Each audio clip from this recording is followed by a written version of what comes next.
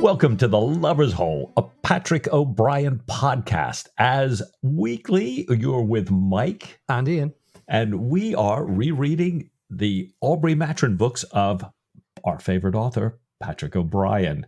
So, Ian, last time we put one back up on the shelf and we're pulling down another this week. Tell us all about it, please, sir. It's true, Mike. It's true. We finally got to the end of Chapter 10 of the Wine-Dark Sea.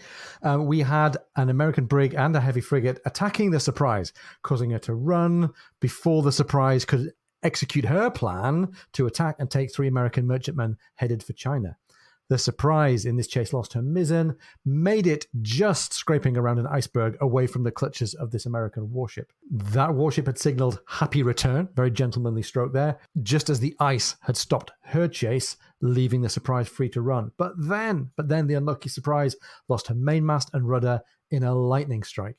Luckily, once the lightning-struck Nipperdolling crew member, the Jonah, if you like, was buried at sea, their luck had turned. They met Heneage Dundas aboard the Berenice and his tender, a Baltimore clipper by the name of Ringle, of which more in a moment. And that was the end of Chapter 10. We also spent some time talking to our guest, Paul Briers, author of the Nathan Peake books. And we had a great time talking to Paul. We've got a little bit more coming up to say about the world of publishing and the world of Paul's work, but we'll talk more about that later. Anyhow, Mike, this time, Chapter 1 of The Commodore. We're headed home to England. We're going to hear about the voyage home. We're going to hear about a very lucky backgammon game. We're going to hear about childhood hijinks, the ravishes of aging, potentially good news for Captain Aubrey, and a change of plans for Stephen. So, Mike, this is one of those turn the page and we're right where we left it, right? Yeah. And in usual Patrick O'Brien, we turn the page, we're right where we left it. Matter of fact, we've sort of jumped ahead, but not to worry. He'll always go back and fill us in, right? Yeah. As we open the scene here in Chapter 1, we join the Surprise, the Berenice, and the Ringle in the rain, just about to enter the English Channel. So we sort of, we've kind of come right off the tip of South America there. Boom, we're right at the mouth of the channel here. And we've got this interesting character. You mentioned last week, Ian, that the Ringle becomes a bit of a character in her own right in the stories here. And there's some interesting history about her name, right? Right. So at the end of Wine-Dark Sea, she was introduced to us as this Baltimore clipper / schooner. And she's introduced straight away, almost without preparation here, by the name Ringle. And it turns out that there was a whole story about the ending of the Wine-Dark Sea. Mike, you and I had been talking about how slightly kind of disappointed we were in the way Patrick O'Brien suddenly found himself wrapping up the story of the Wine-Dark Sea.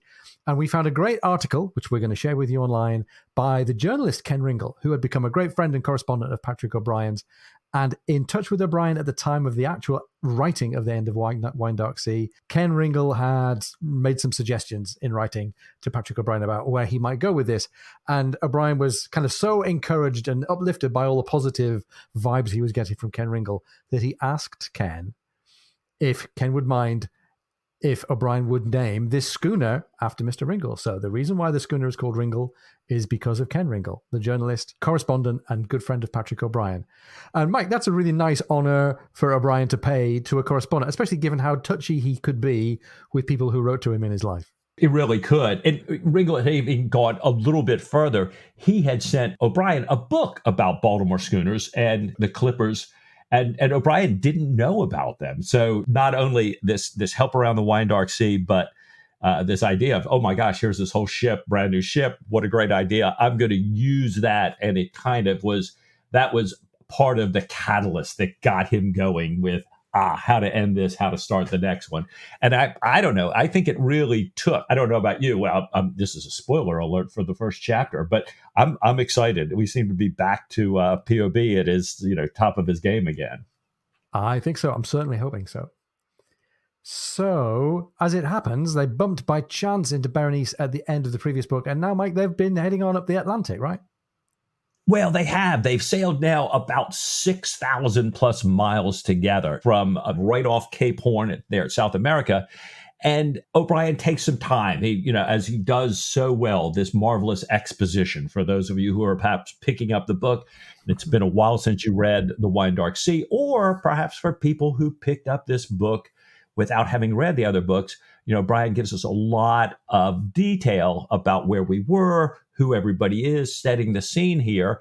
And we learn in part of that exposition about their voyage home, about them shipping what he calls a remarkably efficient Parkingham substitute rudder made of spare topmasts. They hear that the cricket matches were played between the crews on Ascension Island, where a proper rudder was shipped, and that this cricket match helped kind of ease some of the tensions between the two ships here, and that when they got to the doldrums, the crews were regularly visiting one another here. And Ian, this Packingham substitute rudder, this is, I think this is another familiar, something a little bit familiar, right? Yes, indeed. It was familiar to Jack because we know that the Pakenham rudder was a real thing. It was invented by a guy called Captain Edward Pakenham or Pakenham. I don't know which it is. He died in 1798, so he was from kind of the era just before Jack Aubrey. The Pakenham rudder was a rudder assembled from materials available on board a ship, including planking and spare spars and so on. Pakenham won a gold medal from the Royal Society of Arts in London in 1789 for his invention. And he was also the developer of a method for restoring damaged masts in a prompt and economical manner. And we know about Pakenham from earlier on in the O'Brien timeline as well. Back in Desolation Island, the jury-rigged rudder that Jack improvised was inspired by Pakenham. We saw his name in the text. And his ideas were also mentioned in the Ionian mission. And poor old Pakenham had a hard time in the Far East. He was killed as captain of HMS Resistance in 1782 when his ship caught fire and blew up off of Sumatra. And he sounds like an interesting character. Sounds like somebody that O'Brien would have liked. And Mike, I'm noticing as well, and maybe this is one of the reasons why I'm feeling good about this stage in the story here, is that in a number of different ways, we're getting Jack Aubrey reconnected to the Navy. He's reconnected to Berenice. The crews are connected to each other and playing cricket and ship visiting. And he's picking up this idea of tools and techniques inspired by the old Royal Navy. So I've got a strong sense that Surprise, the independent vessel cruising around the Pacific, is getting behind us. And Jack Aubrey, the captain part of the naval establishment, is getting back into close touch with us here. Yeah, and you really see this. I mean, at first, like we mentioned, there was a little bit of standoffishness between the two crews. And it was kind of like, oh, here's a Royal Navy ship. Oh, here's that. Can it even be called a ship? The Surprise, when the Berenice found her. But and the Surprises are a little bit, a little bit on their back foot about having been delivered by the Berenice. But they get, in turn, to provide them with what the text calls a full-blown physician in Stephen Matron. Oh, yeah. And the Berenice are very sickly and very undermined because they had lost their surgeon and surgeon's mate much earlier in their voyage. And they had a lot of Sydney pox aboard. They had a lot of Cape Horn scurvy. And so they had Stephen Matron to help bring their crew back and make them right again. So the text says that along the way, they passed through the frigid, temperate, and torrid zones, and so to the merely wet and disagreeable climate of home waters. So to your point, Ian, we're back together with the Navy. We're now back in our home waters. And even though the Surprises couldn't like the ship, the Berenice, so much because she didn't handle very well, she sagged most disgracefully to leeward like a drunken crab, they said. And her slow sailing qualities had delayed their arrival home by a long, long time. And Jack was, very much in old naval tradition, going to keep his station behind her here. They felt like they were kind of evened up. And as you say, with all that ship visiting, we're back in the Navy, and back with that camaraderie and back ship to ship and back showing our bottoms to each other high up in the rigging. Nothing says good fellow feeling with your fellow humans like bearing your backside at them from the rigging. I always find it's a great way to make connections with the neighbors. Anyhow, it's not only the crews that are making connections. Jack and Hennage Dundas have got a lot to catch up on, and they're in the cabin next, indulging in their favorite gambling pastime, which is backgammon. And as they're sitting there at the backgammon table, we get this wind blast against the tide, and the crew on deck are all getting soaked. We're aware that the Berenice is kind of slipping, as you say, Mike, further and further to leeward. even before they had struck soundings, Hennig had suggested that the surprise should head off. I think you mentioned this before, Mike, that tradition for Jack Aubrey means staying with your cruising partner, but they had already been saying, no, you go ahead. And as they drink their port, they're talking about this little squadron that they have. And they turn to mention, almost in passing, Mike, something that I had to read 2 or 3 times to read what they were talking about. Hennig says to Jack, well, you shall have her. And you shall have her with all her gear and her ground tackle too. And Jack says, well, this is very handsome in you, Hennig, thank you. And I'm going, like, wait, hold on. But what is it? What is the her that Jack's going to have? And what kind of a her might possess ground tackle? And I think I know, but we're not going to find out for sure until a few paragraphs after. So let's just set that there and read on. Hennig adds, but I will say this, Jack, you have the most infernal luck. You had no right even to save your gammon. And Jack says that Hennig said the same thing years ago when they'd had their battle. And he shows Hennig this scar that he still carries with him. And it turns out that as youngsters under the gunner on the Bellerophon, Jack had won with this same quote-unquote infernal luck. Hennig had claimed his revenge. Jack had won again on a double 6, just like he had today. And they had exchanged harsh words that the text says included such things as cheat, liar, sodomite, booby, and goddamn lubber. And then they decided that as gentlemen, they certainly could not tolerate such language to one another. So they agreed, as these kids, these young boys, to fight a duel. When Jack gets sent ashore to gather this fine white sand to, clean the ship deck floors, Hennig goes along with him, smuggling 2 newly sharpened cutlasses in a sailcloth. And as they put the hands to work gathering the sand, they kind of sneak behind this dune. And O'Brien writes 6 passes, the blades clashing. And when Jack cried out, "Oh, Hen, what have you done?" Dundas gazed for a moment at the spurting blood, burst into tears, whipped off his shirt, and bound up the wound as best he could. Oh, my gosh. Now, it's funny. This seems like an almost unrelated little vignette story from the boyhood history of these 2 men. But I think it's going to play an interesting role in how O'Brien is setting us up to look at these characters and look where they are. We're back in the present day then, as they're drinking more port. And Jack notices how silent and withdrawn Hennig Dundas is. And he finally says, the time may be inappropriate, but since Jack had mentioned prizes and there's clearing weather and we're going to part company, and then Hennig is kind of hanging his head and doesn't really know how to go on. A pitiful attitude, says the text, for such a capable commander. Jack goes straight for route 1 here. Says, oh, maybe you've got a girl aboard and you need to drop her off somewhere. No, it's not that. Not this time, he says. He gets properly into it. He says, when I land, I'll be arrested for debt, which is a situation that Jack Aubrey knows pretty well. I'll be thrown in prison. Could Jack lend Hennig 1,000 guineas? And Hennig is really ashamed to ask. And bless him, this is Jack in top of the line friend mode here, also friend mode who's very much in funds. Replies instantly, of course I could. As I told you, I am amazingly flush. Crocus is my second name. But would 1,000 be enough? What was the debt? It would be a pity to spoil the ship for a... Mike, he's about to commit an Aubreyism, but Hennig cuts him off. Except for one tiny Aubreyism. Crocus is his middle name. I'm pretty sure he means Croesus, but never mind. Right, exactly. That's right. And I love how they are the absolute best of friends, but being male and being British, it has taken them 3 or 4 rounds of conversation to get around to the real heart of it. Hennig says he can't ask his brother Melville, his elder brother, that is Lord Melville, First Lord of the Admiralty, saying he doesn't love me as much as he loves you, which would have been an unusual thing to hear about Jack Aubrey a few books ago. He had thrown Hennig out of the office last time, calling him an infernal trundle-thrift whoremonger, and sent him off to New South Wales in the Berenice, a really unpromising voyage in a ropey old ship with no chance of prizes. So now, says Hennig, there's a judgment for £500 against him, the same young person, he says, and her infamous attorney. And he says, it's okay, 1,000 guineas or £1,000 will cover it handsomely with interest and with the attorney's legal fees.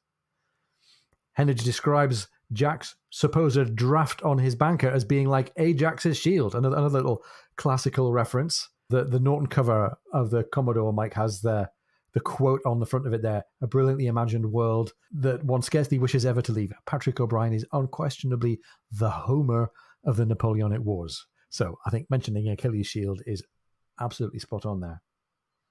So Hennig has been assuming all along that what Jack's going to give him is effectively a check, a banker's draft, right? But it's going to be even better than that.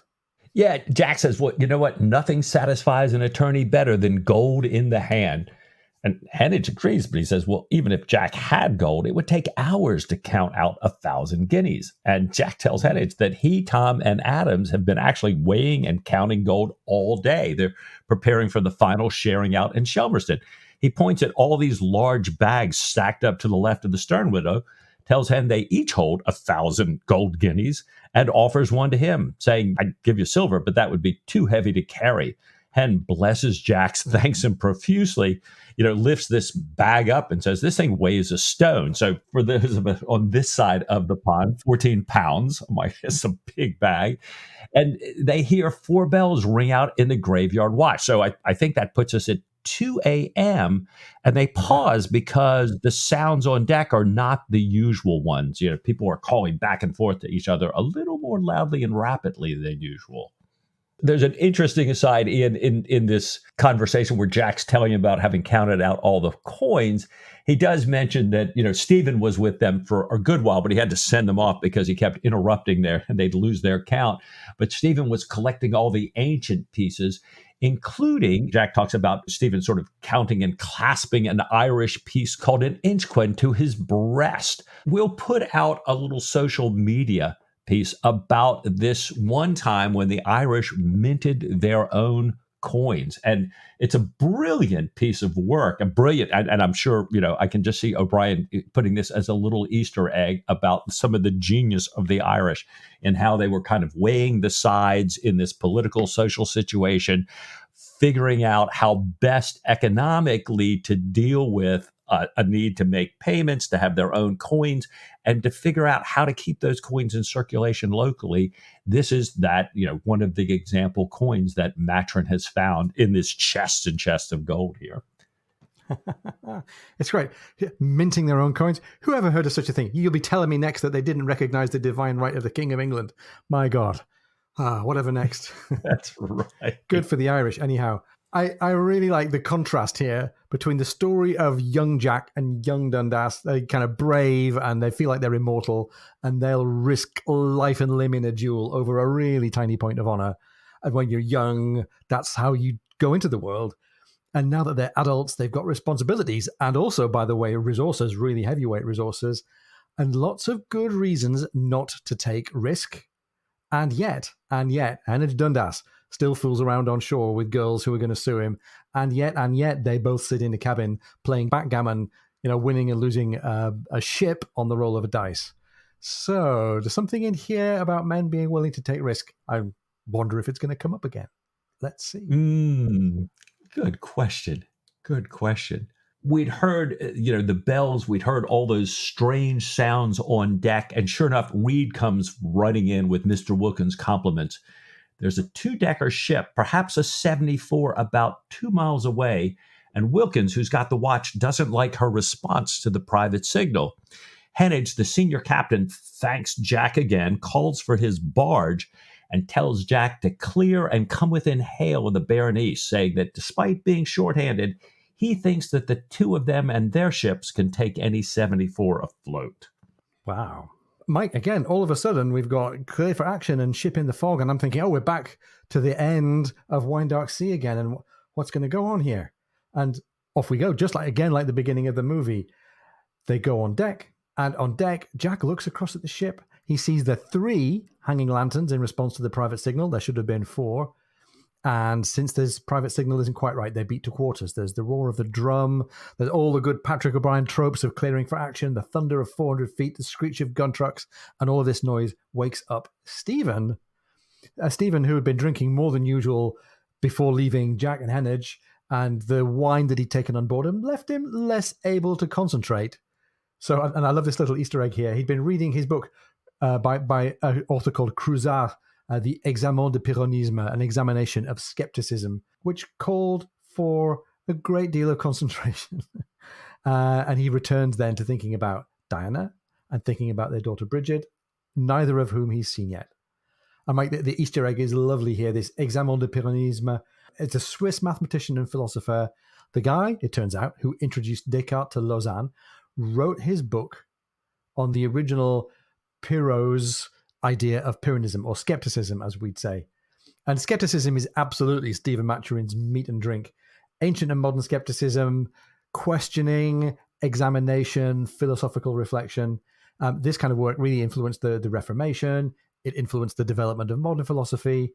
And maybe, as the book would say, suspending judgment in the face of incomplete knowledge is something that Stephen is now finding harder to do as he heads for home.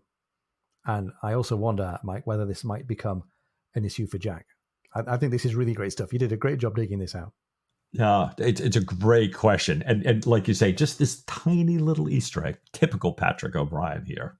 We get into this incredible examination in Stephen's thinking now. So we've got the beating to quarter that's woken him up, but now we're going to pause for a second and say, what's going on with Stephen? And O'Brian writes, this reverie was very usual with him, meaning with Stephen, and it required no sort of concentration at all, but rather the reverse, being a series of images, sometimes imprecise, sometimes intensely vivid, of conversations, real or imaginary, of an indefinite sense of present happiness. Yet tonight, for the very first time in all this very long parting, no less than a complete circumnavigation of the world by sea, with a great deal happening on land as well, there was a subtle difference, a change of key. So Stephen's kind of reverie, as usual, in touch with happiness and thinking about all this, is now off a little bit. At any moment now, he had learned they might strike soundings, an expression that in itself had a chilling quality, quite apart from its meaning. And the fact itself brought what had been a vague futurity into the almost immediate presence. Now it was not so much a question of wondering in past felicity as of reflecting upon the reality he would meet in a few days' time, or even less if the wind came fair. And this is one of those, I'm getting like goosebumps, just revisiting this, Stephen, here it is. This is life about to hit you in the face. All those, you reminisced happily, but you've also had a little bit of concerns and worries. We've been over this for a while now with Stephen, and back to coca leaves. And man, here it is. And O'Brian, oh my gosh, this is what we love about these books. Yeah, absolutely. And I have a feeling it's not only Stephen who's headed for some interesting new contact with the real world. Stephen, anyway, had been looking forward to seeing Diana now for thousands of miles, and his eagerness he finds is now mixed with an apprehension that he can't put a name to. He's been out of touch for almost the whole voyage. He knows that his daughter Bridget has been born and that Diana had bought this place, Barham Down, a large remote place where she could breed her Arabian horses. But there's very little else that he knows for sure. And this being Stephen and this being Patrick O'Brian, we get into a Latin quotation here. The text says, years had passed, and years had a bad name. A verse of Horace floated into his mind. Singula de nobis anni predanturiontes, eripuera iocos, venerem, convivia ludum. And for a moment, he tried to make a tolerable English version. But the years in passing rob us of our delight, of merriment and carnal love, of each in turn, all sport and dining out, did not please him, and he abandoned the attempt. Now, Stephen's only got his memory and his own recollection of Latin. Mike, we've got more resources to bring to bear on this, haven't we? We do, thank goodness, too. We've got hmssurprise.org, the wiki there, which suggests that this Latin could be translated as the years slipping by us one at a time are robbers snatching away jokes, Venus, and by that they mean sexual love, good company, fun. Now, Matt Kaufman, one of our listeners, had just told us recently that he had been on one of the websites that allows you to set up AI chat box, and he had created a Jack Aubrey and a Stephen Maturin and a Preserve Killick chat box. And it was interesting because I'd been searching for these, thinking I would love to have some conversations with these guys, and just boom, like within the week, Matt had happened to jump into Facebook Messenger and let us know about these ones that he had set up. So I asked Stephen Maturin himself about this. And what we got was the following response: the years go by, the years come back, and one by one steal joy, company, playthings, sports, Venus. And the chat box went on to explain, or Stephen Matron in chat box form, it captures the passage of time very effectively, but how we cannot take for granted the things so important to us today. We lose them bit by bit.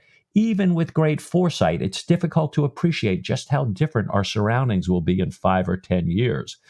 To quote another author, the chat box finishes, how strange it is to be anything at all. And to all of that, I would quote a dear friend of ours, what a fascinating modern world we live in.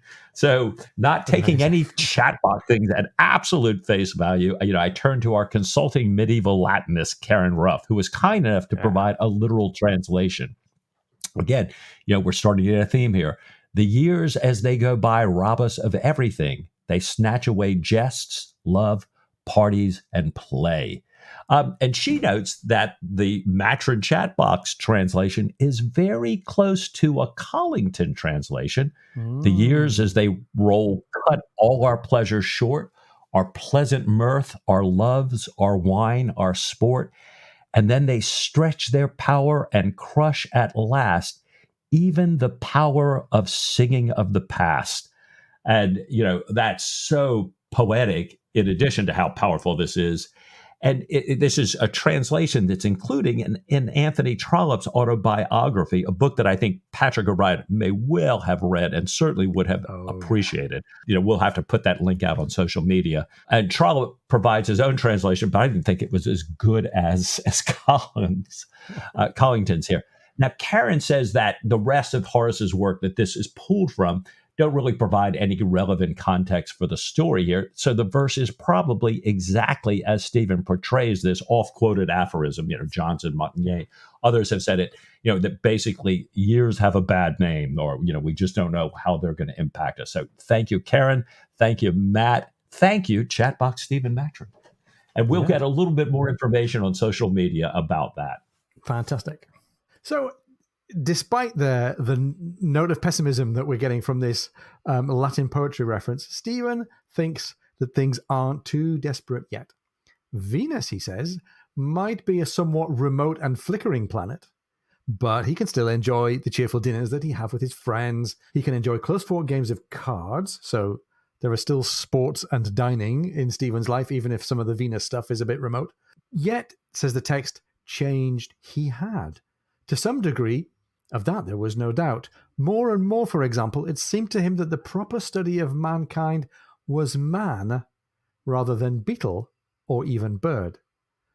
And Mike, this is Stephen going all the way back to Master and Commander and O'Brien's floating behavioral analysis lab, right? Right. For Stephen to be thinking about, I need to be studying mankind, not just my birds and beetles. That says something. Yeah. And we got this nice note from Karen as she was giving us the advice about the Latin translations. She said, I'm increasingly convinced that this series is a 20-book meditation on aging. And Karen, I think you're very close to the mark there. Yeah, I remember, just in the end of the Wine Dark Sea, we had that time when O'Brien's describing Aubrey, saying that he's no longer a young man, and then and he was still older by morning. So this, I'm with you. I think Karen is just absolutely on the mark here. Yeah. So Stephen's becoming aware of this. He's aware that this change is inevitable. It's happening with the passage of time, and of course he has changed, and he gets to wondering, how has Diana changed? How has our love for him changed, if at all? The text gives us a little bit of a catch-up here for those of us who might be new to this or need a memory jogger, but Diana married Stephen Matron more out of friendship or perhaps even pity than out of outright love. She knows that he, for his part, had loved her so much and for so long. The text reminds us that he's not very prepossessing to look at. He's never been a great lover, especially when addicted to opium. And he gets to thinking deeply more and more about this. The text says, as the night wore on, he worried himself foolishly, as one will in the dark, with vitality low, and courage, reasoning power, and common sense all at their lowest ebb. And he's hoping that maybe somehow his daughter Bridget's going to be a bond between him and Diana. At other times, He remembers reminding himself that the image of Diana as a mother seemed to him absurd, and he's really longing now for the tincture of laudanum, for his old friend opium, to ease the torment in his mind. He thinks that maybe he could use a substitute, which is available at the minute, which is cocoa, but that banishes sleep, and he's really, really longing for sleep. Yeah, and we've had this thing. This has been this whole thing about Stephen having a little bit too much wine, getting so caught up in his thoughts, he just can't go to sleep. He really wants to go to sleep, but right before that, we'd had these noises on deck, and now after kind of this step into Stephen's mind, O'Brien brings us back, telling us, well, Stephen must have slept because the drums beating and the pounding feet wake him. And he is a bit of a nautical creature. He jumps up, runs to his action station, greets Padine, asks about their current patients, these two invalids, Williams and Ellis. And these guys had been sparring together with loggerheads, these long rods with the iron balls on the end, which are heated and used to melt pitch. And Padine reports that the two are now, Padine's been up with them all night, sober and penitent. Always, yeah, boy, doesn't that take me back to some mornings. And sober and penitent. Fabian, Emily, and Sarah have now all joined them, and together the five of them are kind of laying out all the tools, all the materials that might be used in action. This beating to action here. Well, Mike, this is a moment of high expectation now. We've got all of the surgical instruments laid out. We've got ships on the horizon. We've got the surprise beating to quarters. This is probably a good moment to make sure that the crew is well fed before we call to action. Let's take a short break, and we'll come back and see what's going to go on with the action here. If you're enjoying the podcast, please come and join our supporters on Patreon. Go to patreon.com/Lover's Hole.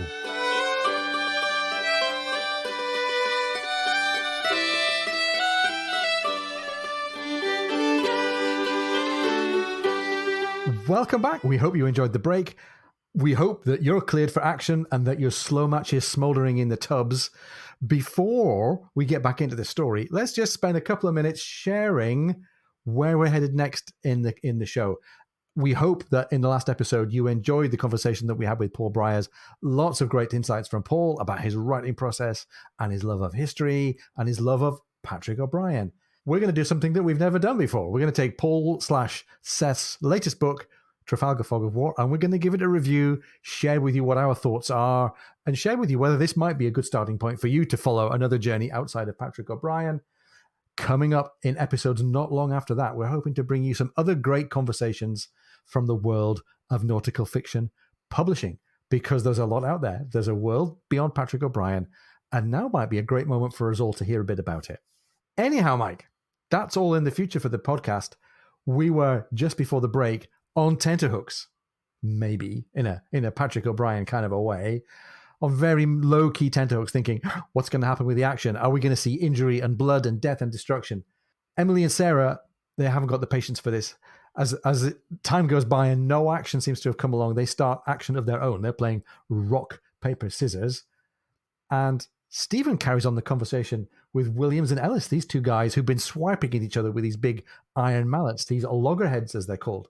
And they're explaining to Stephen that this really brutal set to was actually a game. They've been having a swipe at each other, and they explained that on some ships it's played as a sport, a little bit like sparring or wrestling. He tells the story of his father being at, as he calls it, at right loggerheads with somebody else in a serious fight, the other person being a seaman who had called him a nymph, which I'm pretty sure was meant not charitably.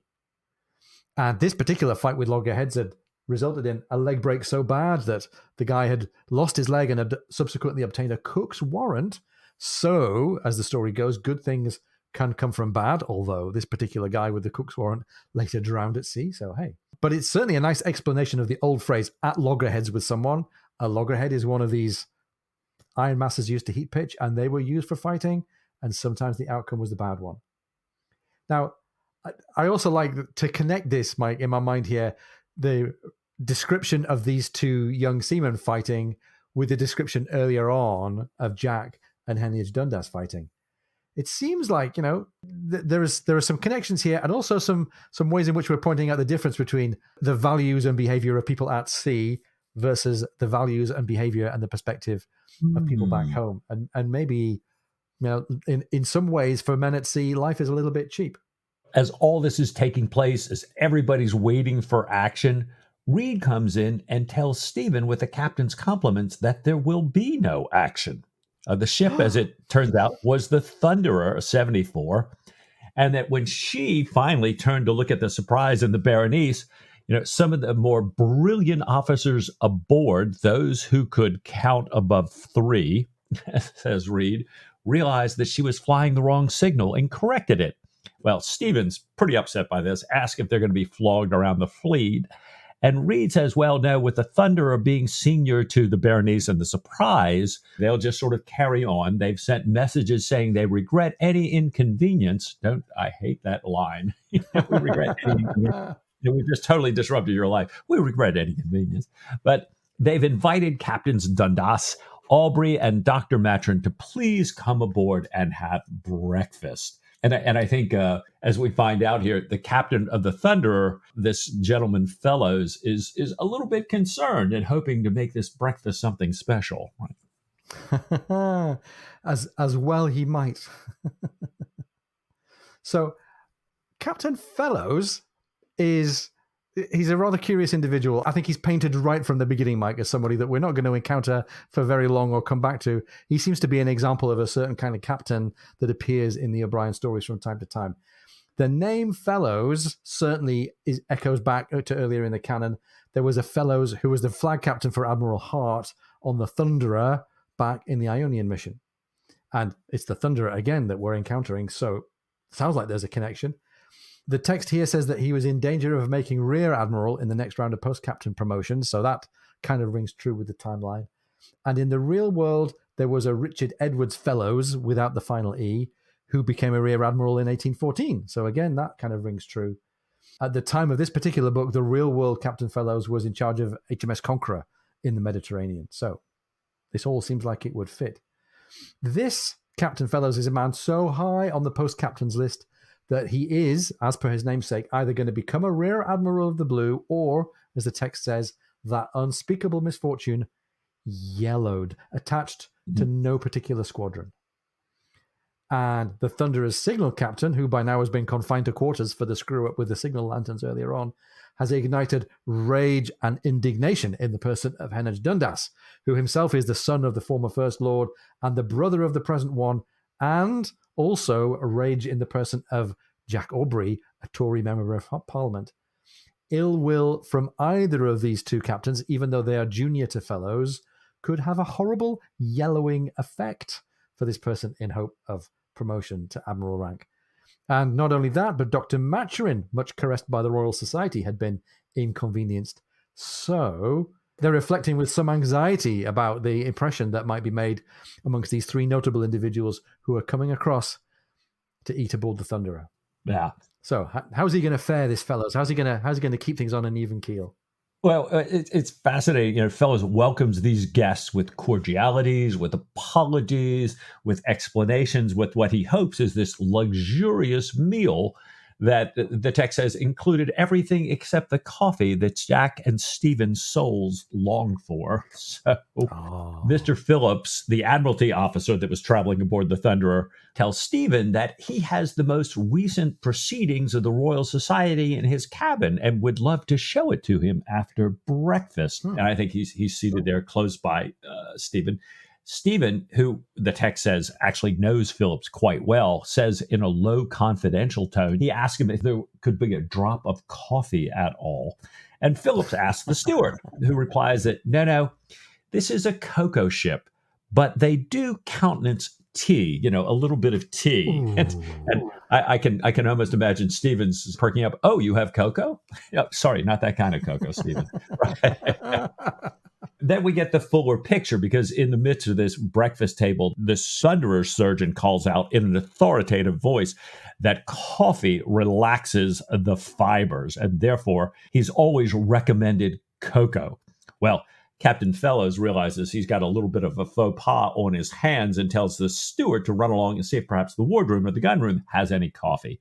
And the surgeon, again, loudly repeats his comment about the fibers, where you know, Hennig Dundas jumps in and says, well, perhaps the doctor might like to have his fibers relaxed, adding that, for his part, having stood to all night, in parentheses, because of your idiotic signals, he certainly would like to have his fibers relaxed. So, Dundas is making it pretty clear that they're still not real happy here. And so now Captain Fellows sends his first lieutenant after the steward to have him hurry along that coffee there. We can almost hear Killick in the back, light along with that coffee there, Killick. But as it turns out, there's no coffee to be found anywhere on this ship. And so finally, Stephen settles for a small beer and heads off to Philip's cabin to talk with him. And like you said, we've discovered these cocoa ships before, right? Yeah, we have. It seems like it's a signifier for the ship and the captain in particular for being this kind of bland, worthy kind of milk and water sort of feeling about them. If you remember way back in Post Captain Hammond of the Lively, where Jack was a jobbing captain for a while, that ship under Hammond's command was clearly under the influence of cocoa, and we got the impression of the wardroom being a particularly kind of po-faced, Whiggish kind of establishment. We got it mentioned as well in the Fortune of War, an Ionian mission. Somebody was referred to as being one of your blue light psalm-singing tract and cocoa captains. So I don't think we're meant... It would only have been worse, I guess, if he also played the German flute. But I think small beer and cocoa is enough. Stephen's gone over to meet privately with this guy Phillips, the official from the Admiralty. Stephen asks about Sir Joseph, as he can now that they are privately, confidentially together. And Phillips reports that Sir Joseph is physically well, that he's stouter than Stephen might remember, but worried. And he hands over to Stephen a letter explaining the situation. And he uses this word to describe how we are in the intelligence world, cloisonné, which means partitioned off. And we took a quick look in Anthony Gary Brand's excellent website, A Guide for the Perplexed, which translates all of the foreign talk in the books. It says cloisonné is a book. Cloisonné is a word that means partitioned off. And actually, when Stephen says bulkheaded, for once, he's not mistaken. I think bulkheaded, meaning walled off, is a pretty good naval description for what they mean. Anyhow, now that we've established that they are in their little private conversation here, Phillips says that we've made progress in Spain. There have been diplomatic reverses, however, everywhere else. The enemy, meaning Bonaparte and France and their allies, keeps finding new resources, new allies, men, money, ships, naval stores, whereas Britain is stretched to its utmost. So Bonaparte, therefore, at the minute, we're right at the end of the period of Bonaparte's kind of hegemony in Europe here, but even as late as this, even after 1812, Bonaparte seems indestructible. One more blow from Bonaparte, and the British may have to ask for conditions.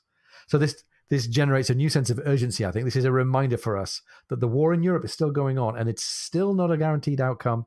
There's still work to do to overcome Bonaparte and the empire. Stephen, having learned all of this, is called back to return over to the Surprise.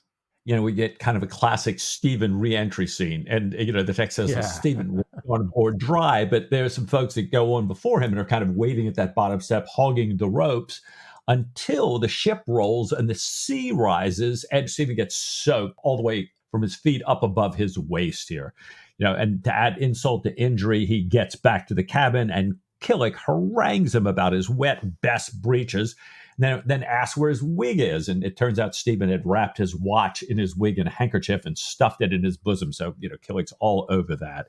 And Jack comes in and starts to say, oh, Stephen, you're soaked. But he realizes, he can't say that. So he says, oh, Stephen, wasn't that a miserable breakfast? And no mail. That's got a great bundle of mail.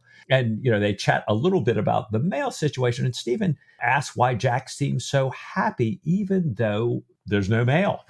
And Jack tells Stephen confidentially, in a voice he thinks Killick won't hear, but of course Killick always does, that, Hennig had a letter from his brother Melville, the First Lord. In this letter, Melville mentions how magnanimous Jack is. And, Jack keeps saying, and he used that word, magnanimous, right? And that he'd been so magnanimous in taking this irregular mission on, despite having been so shabbily used. And Jack goes on to tell him how he had expressed his sense of Jack's merits. And to reward him, he intends to offer Jack a squadron to cruise off the West African coast and intercept slavers. And I think Jack realizes he's praising himself all up, and he, pauses it. And you like that, right, Stephen? That you'd like that. And Jack goes on to what clearly is the shiny object for him. Perhaps 3 frigates, a couple of 74s. He concludes to saying, he'd be a real first-class Commodore, not like that hard labor Mauritius campaign. And Jack's so happy about all this. He's so happy, too, that he can finally take care of Tom, that this might be Tom's only chance to be made post, would be to be a captain, as part of the squadron. Yeah, and this has been on his agenda since the Ionian mission, if not before. Right. So Tom Pullings, bless him, has had all kinds of patience.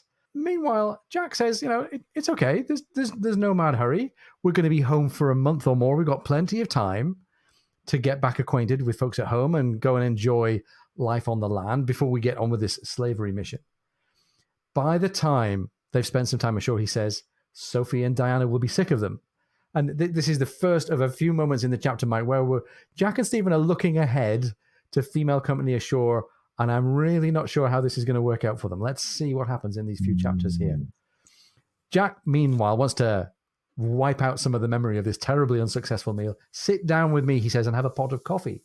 So as they are drinking coffee, Stephen gives Jack joy of his splendid command, but says he'll have to skip Shelmerston and stay with the Berenice, pulling into Plymouth so that he, Stephen, can get to Plymouth as quickly as possible.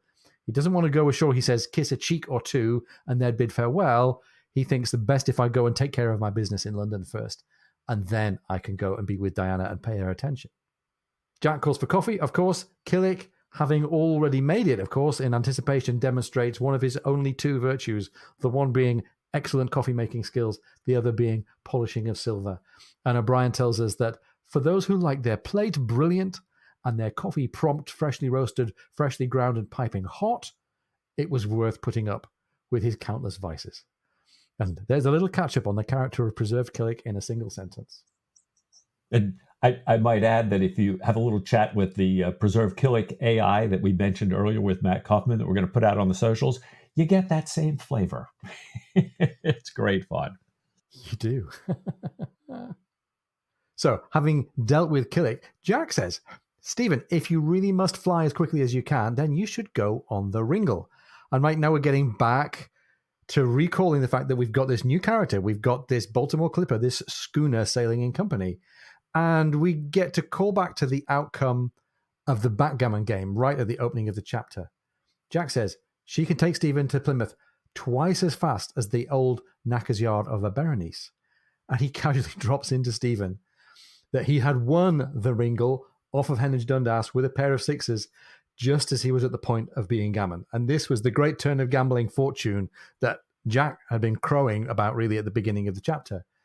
He says, it's no problem. I'll have Tom Pullings and Reed and Bondon along with you in the Ringle to run you up the channel. We'll send you as well with a few of the hands who don't belong to Shelmerston, and you're going to get there super fast. So this sounds like a great opportunity. And I love how the real outcome of the backgammon and the acquisition of the Ringle is just dropped in for us in passing secondhand here. Yeah, it's really something there. Well, Stephen protests a little bit, but then he realizes, that the Navy is always expeditious and generous. And so he thanks Jack, heads back to his room and reads Blaine's message alone in his cabin again. And he's puzzled because it is just so curt. It just tells Stephen that he has to come to London without the loss of a moment. Nothing else about the situation. And turning the half sheet over, he sees the penciled letter pi, meaning many. And then he realizes that here, Blaine is signifying that he's talking about the committee, that, the leading men in the intelligence service and in the Foreign Office, that same committee that had sent Stephen on the mission to Peru and Chile. And he thinks to himself, well, they must want to know what he's accomplished and are probably having a little difficulty representing the whole matter favorably or even tolerably to their Spanish allies. So the Spanish probably now have wind of all this. They're having to try to explain what happens. They don't know what happens because they haven't talked to Stephen yet. So Stephen starts thinking through, oh my gosh, what am I going to tell them? Let me sort of get this. ordered in my mind when Tom comes along and says that the Berenice has struck soundings and that the Ringle will be alongside in a moment. Tom's in a big hurry, calls to Killick, says, get the doctor's sea chest in order. We got to go now. Tom leaves. Jack walks in, tells Stephen exactly the same news about the Berenice and soundings and then the Ringle, orders Killick to get the doctor's sea chest. And Killick, responds as only Killick can, which I done it, ain't I? Killick's voice quivered with indignation. And then Killick goes off to recount exactly how the chest is packed. Here's everything I've done. Here's how I've got you completely ready, Stephen, for London.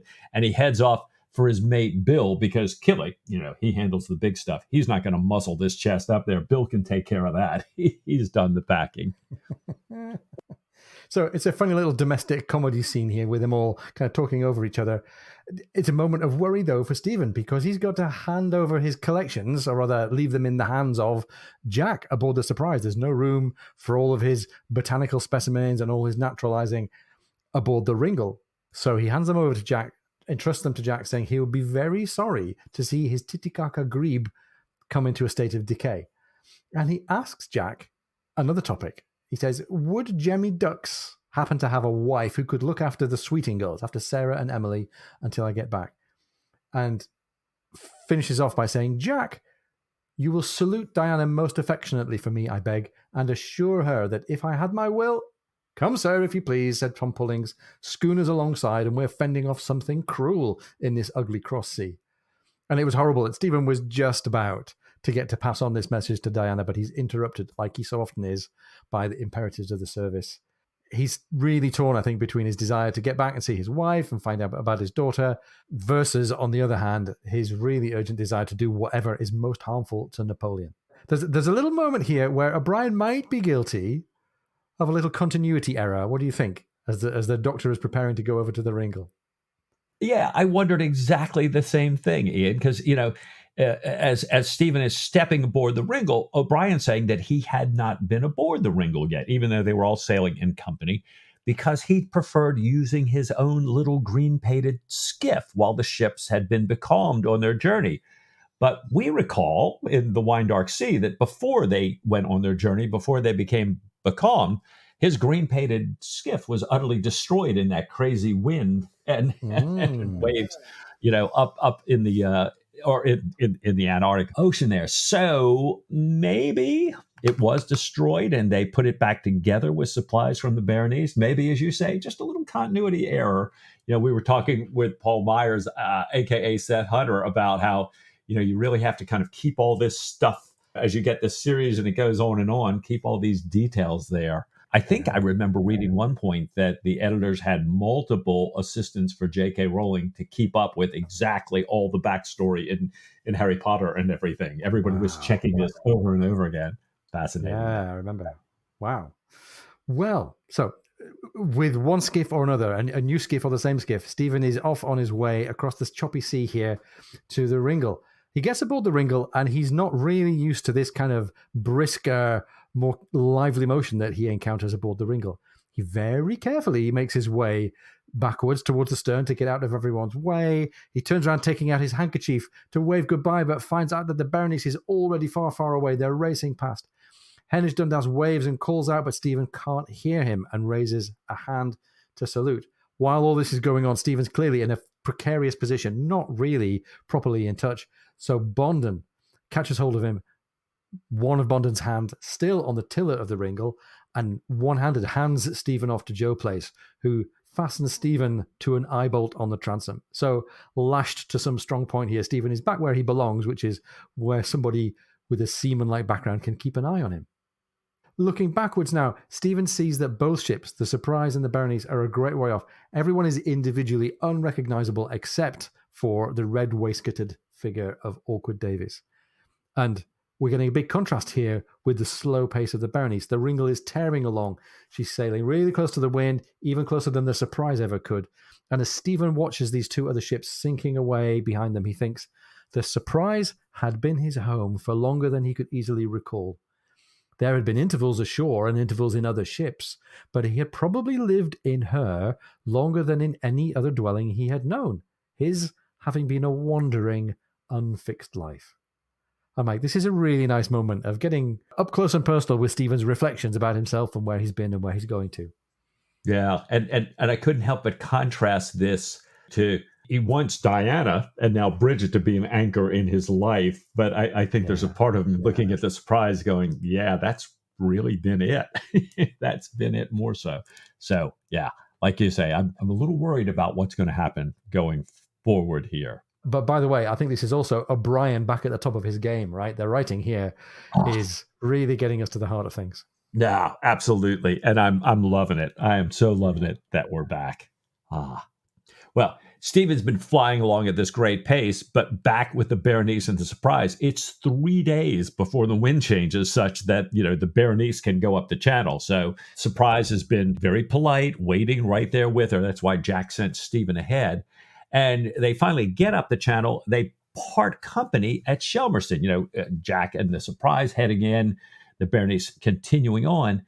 The Surprise is freshly painted. Everybody's standing on deck in their best shore-going rig. Obviously, great anticipation of this homecoming. And they had spent the entire morning finalizing the sharing out of all of this treasure and gold and everything that they'd collected here. And each man is bringing home more than 364 pounds. Even the little girls had half a share split between them here. So, unbelievable riches here.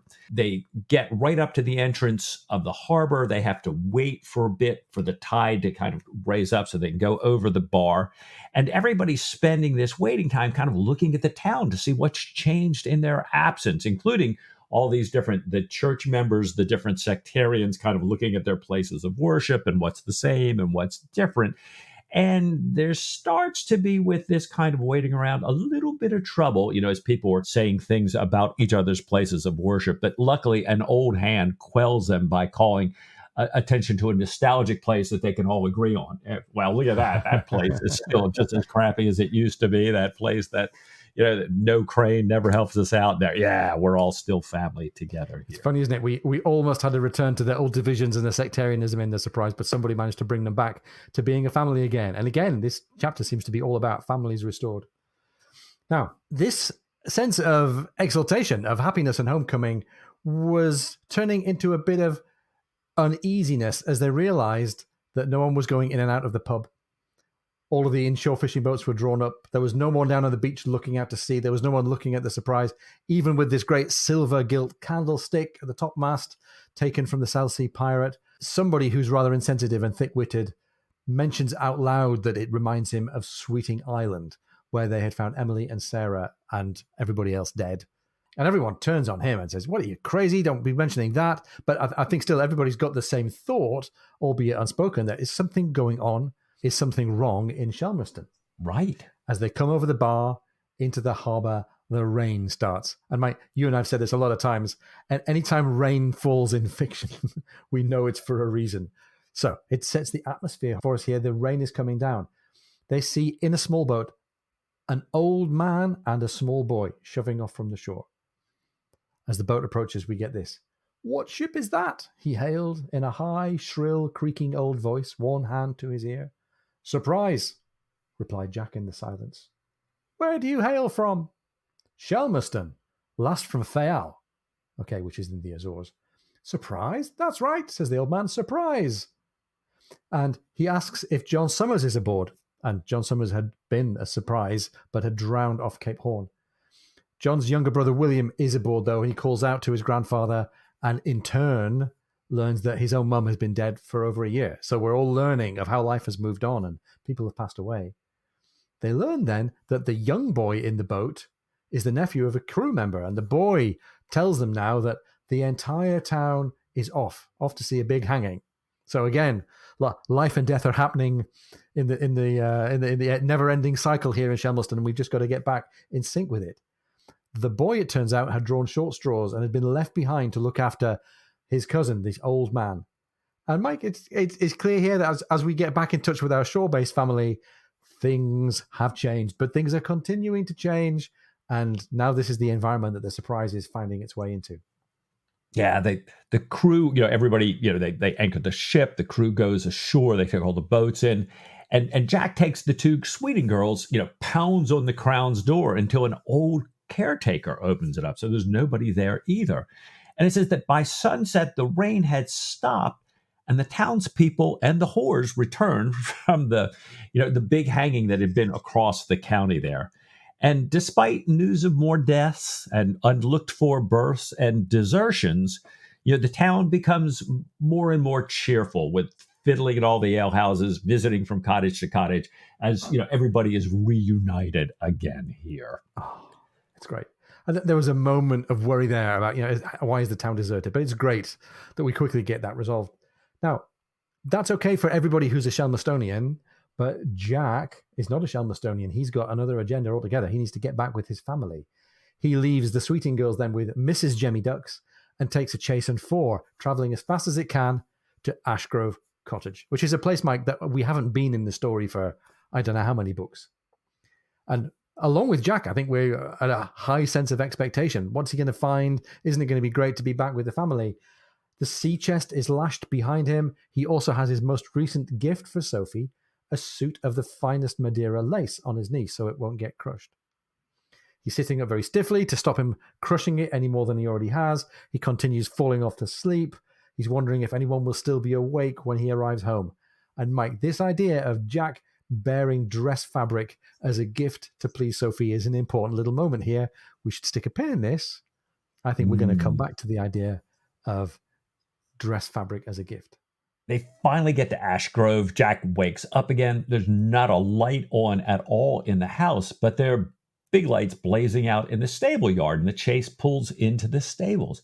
The double coach house that Jack had built, back in his days of, having a big bunch of horses that he subsequently sold off, it's all lit up. There's lots of laughter, animated conversation coming from it, which has blocked out the arrival of the chase, so they don't hear him coming. Jack settles up with the postboys, walks inside, and then he hears, "Oh, it's the captain." And everyone gets quiet except for this woman continuing her story on the back, saying, "You silly bugger. Ain't you ever seen a girl?" And that also gets drowned out by a song that's being sung further into the background. "Whenever I roam, I long and I long and I long for my home." So this whole idea, the lights are all out in the house. We've got some kind of party going on here, a song about longing for home. I mean, O'Brien's really setting the scene for us here. Yeah, absolutely. And longing for home is absolutely what Jack is, but he's not getting it.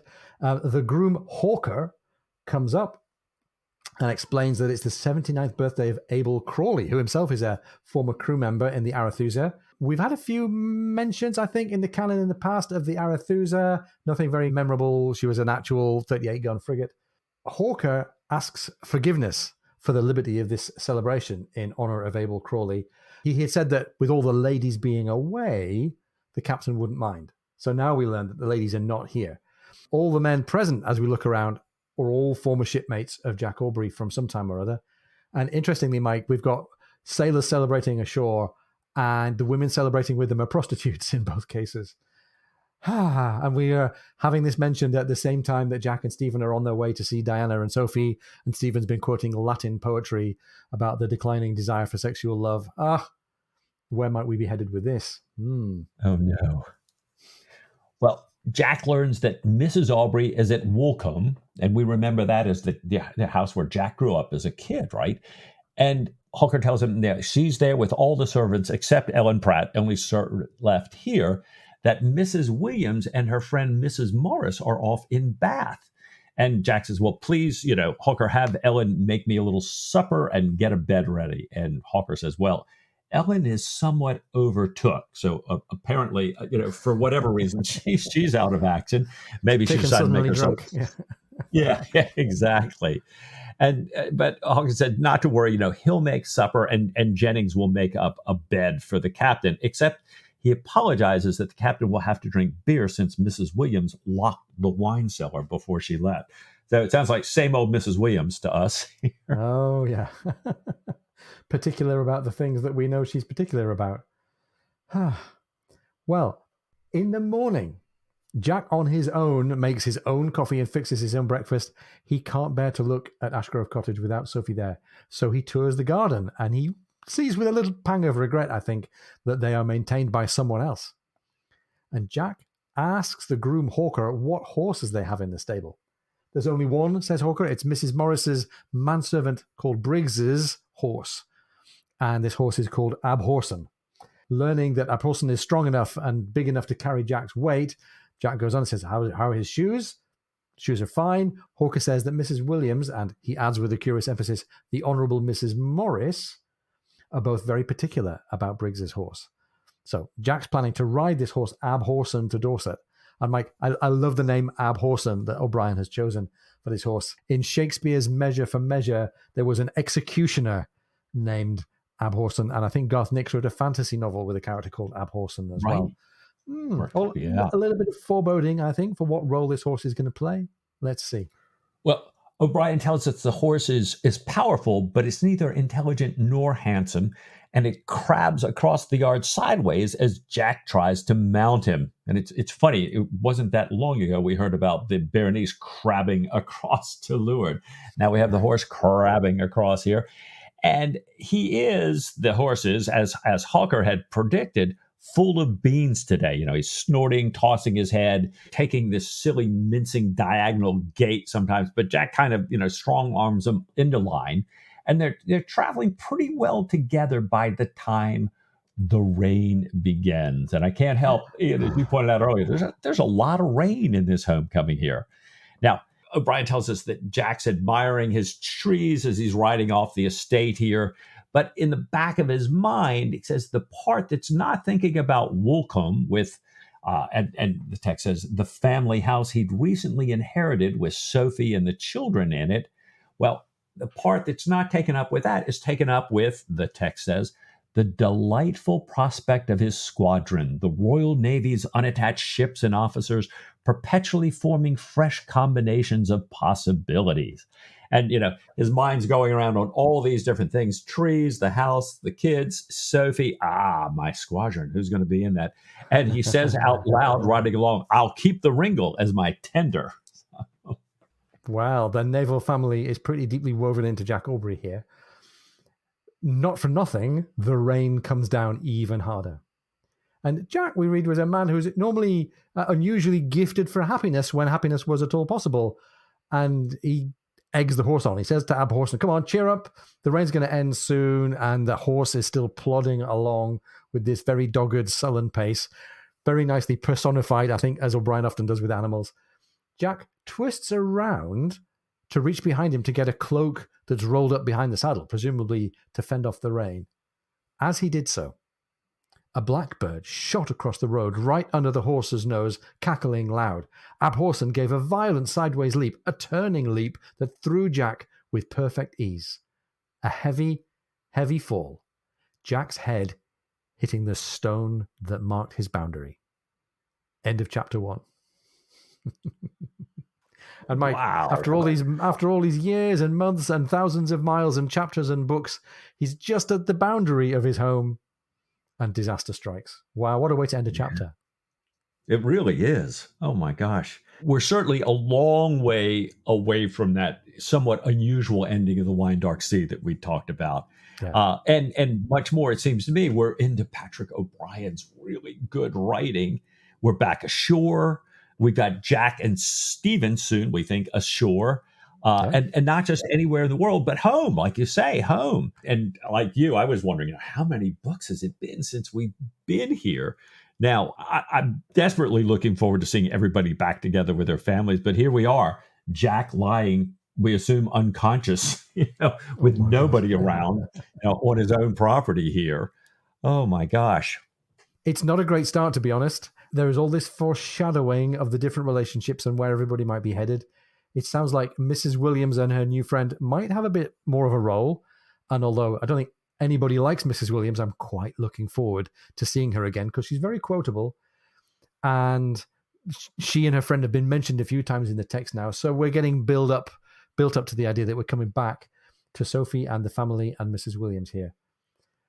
Of course, the foreshadowing for Stephen and the uncertainty around him and Diana are all even higher.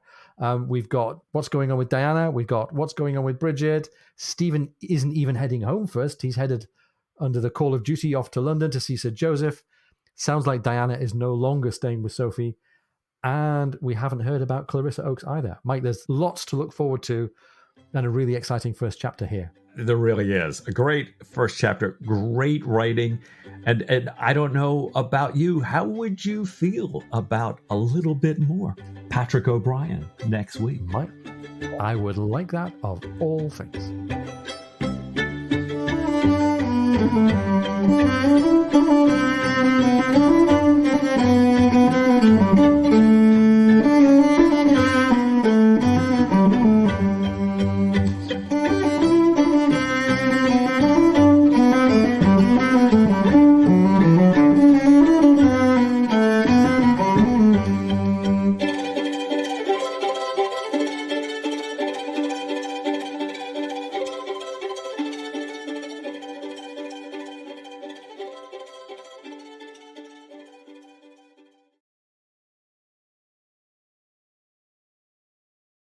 And it crabs across the yard sideways. Sorry. There you go, Sam. It crabs across the yard sideways as Jack tries to mount him.